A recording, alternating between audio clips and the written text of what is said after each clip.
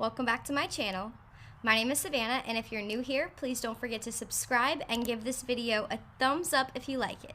In today's video, we are going to explore what the scriptures teach us about how careful we must be when discerning the identity of Jesus of Nazareth.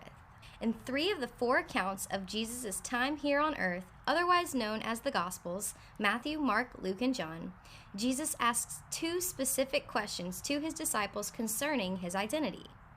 First, he asks them, "Who do the people say that I am?" And then he asks, "But what about you? Who do you say that I am?" And before we get into their answers, I want to draw your attention to another one of Jesus' teachings. Even prior to becoming a Christian, there was always a teaching by Jesus that stuck out to me, and I knew it was full of great wisdom. It goes like this: your eye is like a lamp that provides light for your body. When your eye is healthy, your whole body is filled with light. But when your eye is unhealthy, your whole body is filled with darkness. Okay, so far, so good. But it's this next sentence that always got me thinking.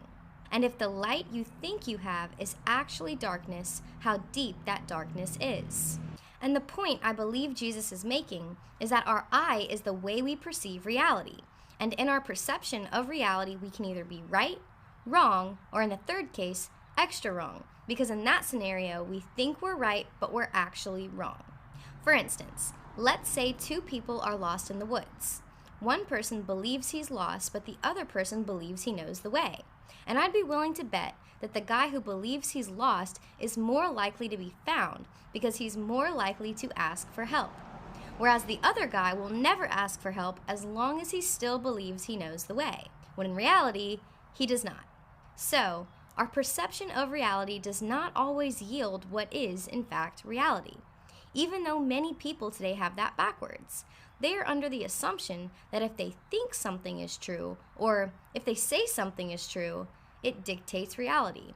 But the truth is, that is not the way the world works. So when I hear this teaching by Jesus, it always brings to my mind the proverb that says, "There is a way that seems right to a man, but its end is the way to death." And it's interesting because right before Jesus asks his disciples the series of questions regarding his identity, he performs a miracle. But there's something very interesting about this miracle that sets it apart from the others. In Mark chapter 8, starting in verse 22, we read, "And some people brought him to a blind man and begged him to touch him. And he took the blind man by the hands and led him out of the village. And when he had spit on his eyes and laid his hands on him, he asked him, 'Do you see anything?' And he looked up and said, 'I see people, but they look like trees walking.' Then Jesus laid his hands on his eyes again, and he opened his eyes, his sight was restored, and he saw everything clearly." This is of significance because in other cases where Jesus healed the blind, it was instant. But it seems that for this case, our Lord intended to teach us a lesson and give us a certain message as he does with other miracles. They are real events that occurred, but they are also, in a sense, a parable that we might learn something from. When he first asks the man if he sees anything, he says he sees people, but they look like walking trees. In other words, what he's perceiving to be true is not true in reality. We all know that trees do not walk. So what this man is perceiving to be reality is false. Anyone in their right mind would say that there is something wrong with this man's eyes if that's what he's seeing. And of course, Jesus doesn't leave him like this. He restores his sight completely. But there is a specific reason why he healed this man in that particular way. And I believe he was teaching us something that we can apply to the very next series of questions to his disciples. First, he asks them, "Who do the people say that I am?" They replied, "Some say John the Baptist, others say Elijah, and still others one of the prophets." And before we move on, I want y'all to notice that there wasn't a clear consensus on who Jesus was to the people. Just like in today's age, there are different opinions and perceptions on who Jesus is. And we need to keep in mind the lesson Jesus taught right before this with the blind man, because at least some people are wrong in their perception of who Jesus really is. Some people say John the Baptist, some people say Elijah. And the rules of logic tell us that he can't be both people at the same time because that's impossible. So either one person has a right perception and the rest are wrong, or they are all wrong. But they can't all be right. This isn't a case of your truth and my truth, because when it comes to the identity of the person of Jesus of Nazareth, there is only one real truth. There is only one true reality of his identity. And C.S. Lewis gives us great wisdom on this topic.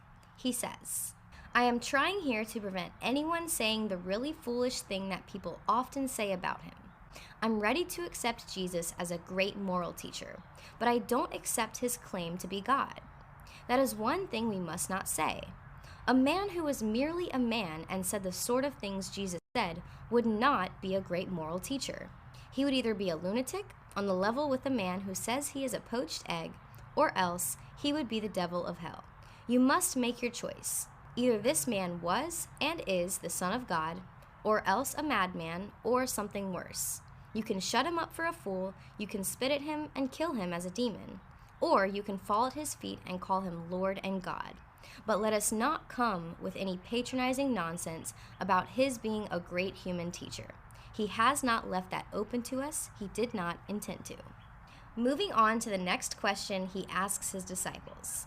"But what about you? Who do you say that I am?" Peter answered, "You are the Messiah." And this is the great question that he's actually asking all of us today. Who do you say Jesus is? Because at the end of the day, it really doesn't matter what anyone else thinks about Jesus. But what you think about Jesus is the single most important thought you could ever wrestle with, because your answer will determine where you spend eternity. I plan to make a separate video on what the scriptures specifically teach us about his identity, so stay tuned for next week's video.